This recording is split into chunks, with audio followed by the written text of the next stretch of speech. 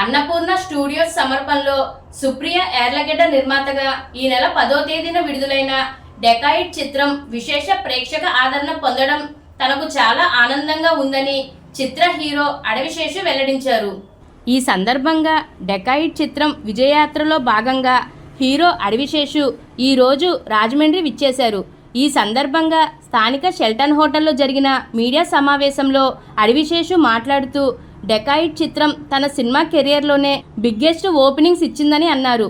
ప్రస్తుతం ఈ చిత్రం సక్సెస్ను ఎంజాయ్ చేస్తున్నానని, 2 కళాశాలలతో పాటు 2 థియేటర్లో అభిమానులను కలిసి చిత్రాన్ని వీక్షించడం తనకు చాలా ఆనందాన్ని ఇస్తుందని అన్నారు. గతంలో హిట్ 2 మేజర్ చిత్రాలు విజయవంతమైన తర్వాత కూడా మొదటిసారిగా రాజమండ్రిలోనే వేడుకలు చేసుకున్నానని, ఇప్పుడు కూడా డెకాయిడ్ విజయోత్సవాలను ఇక్కడే జరుపుకోవడం ఆనందంగా ఉందని అన్నారు. బెంగళూరులో చేస్తాను. మనకి ఇప్పుడు ఒక ఆచారం కదా, సినిమా సక్సెస్ సెలబ్రేట్ చేయడానికి ఇప్పుడు నేను రాజమండ్రికి వస్తాను. మనకి హిట్ 2కి జరిగింది, మేజర్కి జరిగింది, ఇప్పుడు డెకాయిడ్ జరుగుతుంది. చిన్న హ్యాపీ లవ్ స్టోరీ కూడా జనాల్ని నవ్వించింది, కవ్వించింది, ఏడిపించింది ఒక హ్యాపీ. So I'm here. ఇవాళ సపై నేను కాలేజీకి వెళ్తున్నా, గట్టికెళ్ళి ఆరతికి వెళ్తా. Very very happy. ముఖ్యంగా కెరీర్ బిగ్గెస్ట్ ఓపెనింగ్ ఇచ్చినందుకు ప్రేక్షకులకి థ్యాంక్ యూ సో మచ్.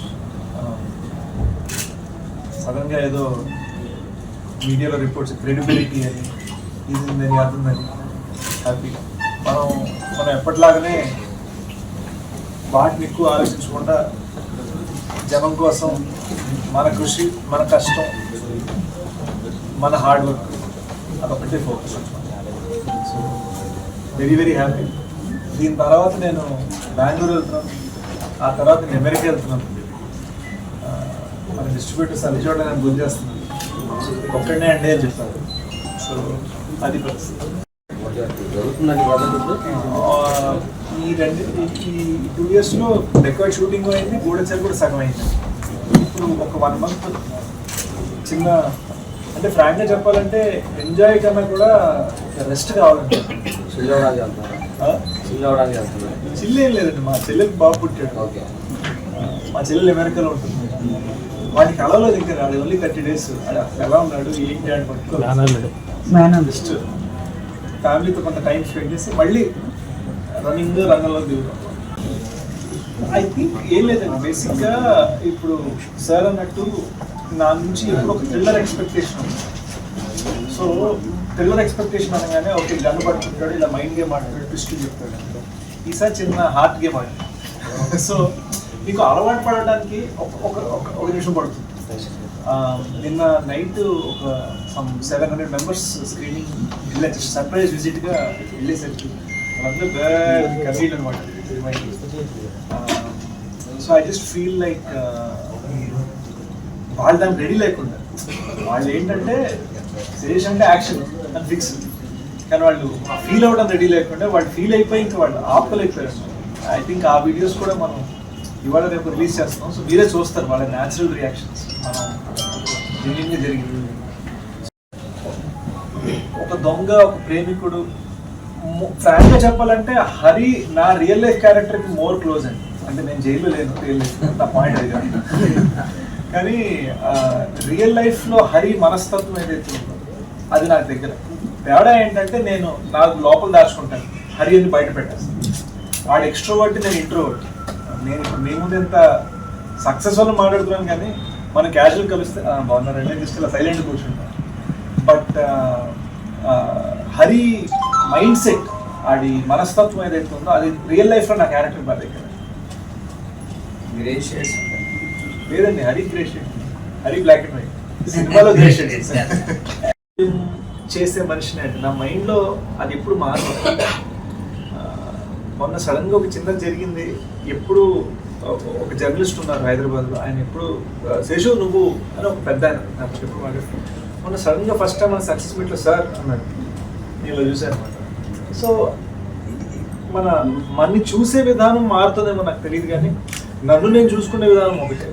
ఎందుకంటే అదే నన్ను ఇక్కడ దాకా తీసుకొచ్చింది. ఈ రోజున ఇప్పుడు ఫర్ ఎగ్జాంపుల్ రామ్ చరణ్ గారు సినిమా చూసి మాకు ఫోన్లో చెప్పింది ఎంత, అవన్నీ మనం ఒక ట్వీట్లో పెట్టేలేం కాబట్టి ఆయన ట్వీట్ కూడా చాలా అందంగా పెట్టారు. సో ఈ సపోర్ట్ ఇవన్నీ వస్తుంది ఎక్కడో. నేను బయట ఉండండి, ఇండస్ట్రీ బయట నుంచి వచ్చాను, నాకు ఒక పవర్ లేదు, ఒక కనెక్షన్స్ లేవు, నేనేమి ఐఏఎస్ ఫ్యామిలీ నుంచి రాలేదు, ఐఆర్ఎస్ ఫ్యామిలీ నుంచి రాలేదు, ఐపీఎస్ ఫ్యామిలీ నుంచి రాలేదు, పొలిటికల్ ఫ్యామిలీ నుంచి రాలేదు. ఏది చూస్తున్నా కూడా మన వర్క్ అంటే రెస్పెక్ట్. ఇండస్ట్రీలో పెద్దలందరూ మొన్న అల్లు అరవింద్ గారు వచ్చి మాట్లాడారు, నువ్వు నా మనసుని దోచుకున్నావు ఆయన పబ్లిక్గా అన్నారు.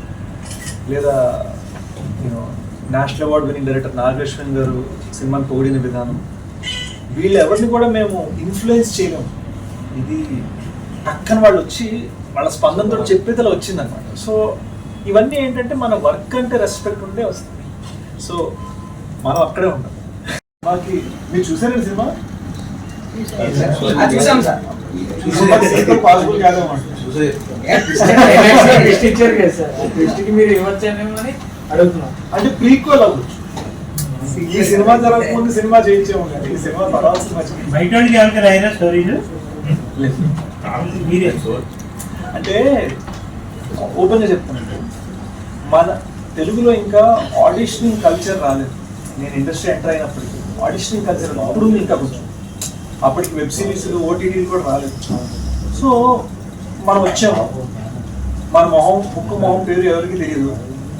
ఎవరికైనా మన ప్రతాపం, మన టాలెంట్ ఏదైనా చూపించుకోవాలంటే ఏంటి ఎలా తెలియదు. వాళ్ళకి మనం తెలియదు, మనం వాళ్ళకి తెలియదు, ప్రజలు మనం అసలు తెలియదు ఆ టైంలో. సో మనం ఏం చేసామంటే ఓకే, మనకు కావాల్సిన అవకాశాలు, మనకు కావాల్సిన రోల్స్ దొరకట్లేదు. చిన్నప్పటి నుంచి రాసే అలవాటు ఉంది. మా ఇంట్లో రైటర్స్ చాలా మంది ఉన్నారు. మా తాతయ్య గారు అడిల్ గంగరాజు గారు, యూనో మా ఫ్యామిలీలో చుట్టం అడిల్ బాపురాజు గారు నాకు. సో రైటింగ్ అలవాటు ఉంది. సర్లే మనకి మనమే రాసుకుందాం అని చిన్నగా స్టార్ట్ అయింది. అది ఏమైందంటే మనకి సెక్యూరిటీగా తయారై కూర్చుంది. సో మనం నిలబెట్టింది మన ఆస్తి. సో అది నన్ను నిలబెట్టింది. దాన్ని నేను అడ్డుపెట్టేస్తే